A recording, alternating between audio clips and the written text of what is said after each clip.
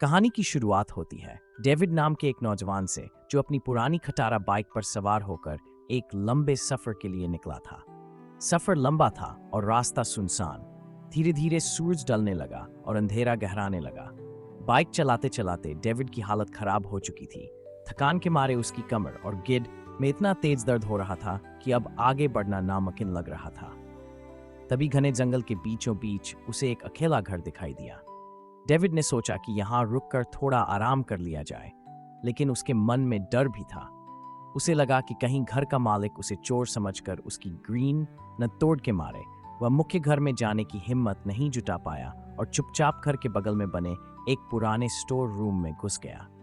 थकान इतनी थी कि सिर रखते ही उसे गहरी नींद आ गई। अगली सुबह जब उसकी आंखें खुलीं तो उसके होश उड़ गए। सामने लिली नाम की एक लड़की खड़ी थी जो बड़े अजीब तरीके से उसे घूर रही थी। लिली ने कड़क आवाज में पूछा, हराम के पिल्ले, तू यहाँ क्या कर रहा है और है कौन? डेविड घबरा गया और लड़खड़ाती जुबान में बोला, मेरा नाम डेविड है। मैं लॉन्ग ड्राइव पर था, लेकिन बाइक चलाते चलाते भीड़ में दर्द होने लगा तो बस यहाँ सो गया। मुझे माफ करना, मैं अभी जा रहा हूँ। लिली ने उसे तुरंत वहां से निकलने को कहा। डेविड अपना झोला उठाकर जैसे ही स्टोर रूम से बाहर निकला, उसकी नजर लिली की दो अन्य बहनों पर पड़ी। वे दोनों बला की खूबसूरत थीं। उन्हें देखते ही डेविड की नीयत डोल गई। जैसा कि आपने कहा, उसका किसी अनुशासित सिपाही की तरह तन गया। वह अपनी थकान भूलकर वहीं रुक गया। तभी उन बहनों ने लिली से पूछा कि यह लड़का कौन है। लिली ने बताया कि यह मुसाफिर है जो थककर स्टोर रूम में रुक गया था। लेकिन वे दोनों बहनें, समैंथा और नताशा, डेविड को देखकर बहुत खुश हुई। उन्होंने बड़े प्यार से डेविड को नाश्ते का न्योता दिया। डेविड, जो पहले जाने की बात कर रहा था, अब सुंदरियों के जाल में फंस चुका था और तुरंत राजी हो गया। अंदर जाकर डेविड ने देखा कि घर बाहर से जितना साधारण था, अंदर से उतना ही आलीशान और शानदार। तीनों बहनें उसके लिए ढेर सारा नाश्ता लेकर आईं। डेविड नाश्ते पर इस तरह टूट पड़ा जैसे उसने 6 महीनों से कुछ न खाया हो। खाते खाते बड़ी बहन समैंथा ने अपना परिचय दिया। बीच वाली का नाम नताशा बताया और सबसे छोटी लिली थी।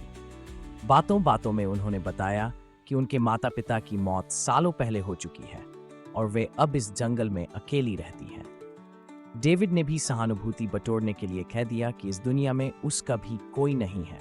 बहनों ने डेविड को कुछ दिन और रुकने का आग्रह किया। डेविड ने पहले तो नाटक किया और मना किया, लेकिन फिर उनकी खूबसूरती देखकर उसका दिमाग घूम गया।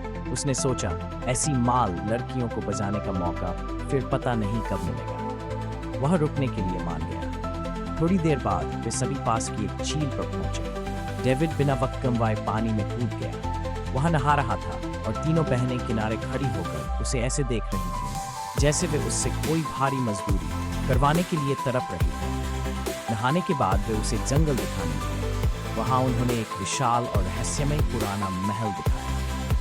बहनों ने बताया कि वहां उनके दोस्त रहते हैं जिनके पास अंधा पैसा है। यह सुनकर लालची डेविड उनसे दोस्ती करने के लिए उतावला हो गया, लेकिन बहनों ने कहा कि सही वक्त आने पर मिलवाएंगे। वापस घर आने पर डेविड समैंथा से बातें कर रहा था कि अचानक उसे अपनी बाइक के स्टार्ट होने की आवाज आई। वह भागा भागा बाहर गया तो देखा कि नताशा उसकी बाइक को कच्चे रास्तों पर फुल स्पीड में दौड़ा रही थी। डेविड चिल्लाया, भीड़ की लिमंडी, बाइक रोक, गिर जाएगी तो चोट लगेगी। लेकिन नताशा अपनी ही मस्ती में थी। जब उसने डेविड का सड़ा हुआ मुंह देखा तो बाइक रोकी और अचानक जंगल की ओर भागने लगी। डेविड भी उसके पीछे पीछे दौड़ा। भागते भागते वे एक दूसरी झील के पास पहुंचे, जहां नताशा ने बिना झिझक अपने कपड़े उतारे और पानी में कूद गए। डेविड पीछे पीछे गया और वहां उन दोनों के बीच धुआंधार मजदूरी का दौर चला। रात हुई।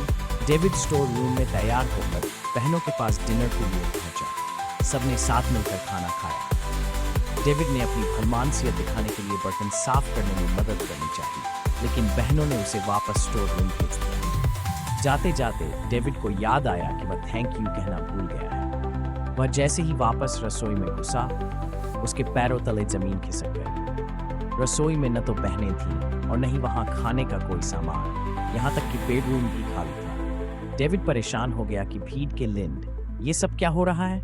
वह उन्हें ढूंढने जंगल में निकला। वहां उसने देखा कि तीनों बहनें एक आग के चारों ओर खड़ी थीं। उनके चेहरों पर कोई भाव नहीं था, जैसे वे किसी सम्मोहन में हों।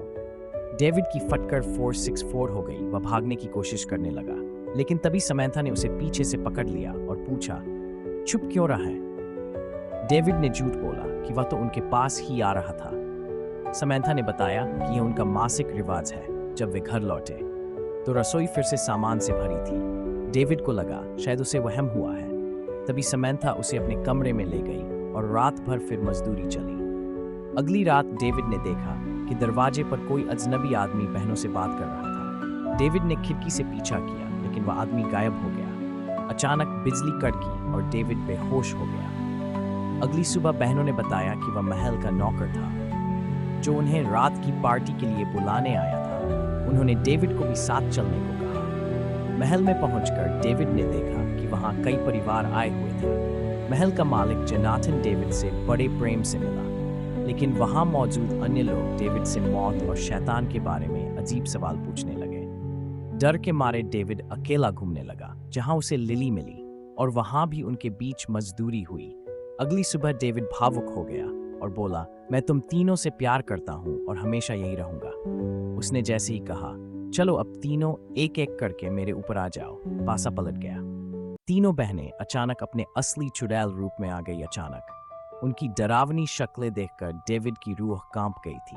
उन्होंने डेविड को बेरहमी से पीटना और मारना शुरू कर दिया। डेविड अपनी जान बचाने के लिए भागा, लेकिन वह टिक नहीं पाया। शैतानी शक्तियों के आगे वह टिक नहीं पाया और वहीं तड़प तड़प कर दम तोड़ दिया। अगले दिन डेविड की लाश को दफनाने के लिए महल का पूरा परिवार इकट्ठा हुआ। जोनाथन का भाई रॉबर्ट इकट्ठा हुआ। रॉबर्ट ने जब यह खबर सुनी डेविड को उन बहनों से प्यार हो गया था, तो वह बहुत खुश हुआ। उसने अपने परिवार को गालियां देते हुए कहा, भीड़ के लिम्बो, तुम किसी काम के नहीं।